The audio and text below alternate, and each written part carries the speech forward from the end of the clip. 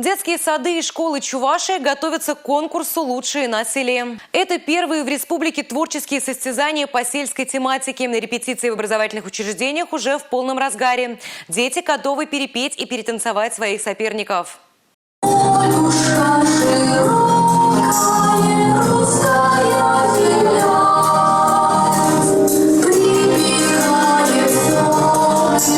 Это воспитанники Кугейского детского сада «Ягодка». Важно репетируют танец, при этом так мило смотрятся в национальных костюмах. Песни, танцы, рисунки и все о том, что растет на полях Чувашии, чем богат родной край и чем может гордиться каждый, кто здесь родился и растет. А это уже ребята повзрослее, ученики Тренькасинской школы, отчеканивают движение чувашского танца «Тобор-добор». Как говорят сами школьники, движения знакомы им практически с рождения. Их бабушки часто исполняли танец на праздниках. Мы хотим показать свою национальность чувашскую, свой быт чувашский. Но у нас танцы более такие стилизованные в чувашском. То есть то, что, наверное, больше интересно танцевать детям. И с удовольствием примем участие в этом конкурсе. Мы много танцуем, много выступаем. Наш коллектив выступал и на международный конкурс, выезжал и за границу.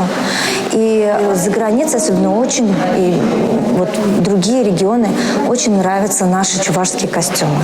Цель конкурса не просто открыть новые таланты и развить креативные способности детей, но и научить их гордиться своей малой родиной, своими деревнями и селами, в которых они растут, отмечает вице-премьер-министр сельского хозяйства Сергей Артамонов. Основной задачей конкурса является не только развитие творческих способностей воспитанников дошкольных образовательных учреждений, обучающихся школ, но и привитие подрастающему молодому поколению чувства восприятия патриотизма как любви к своей малой родине, уважения к своим родителям, уважения к человеку труда и в целом к стране. Конкурс проводится по ряду номинаций, которые представлены как художественным словом, так и танцевальными номерами, песенными композициями.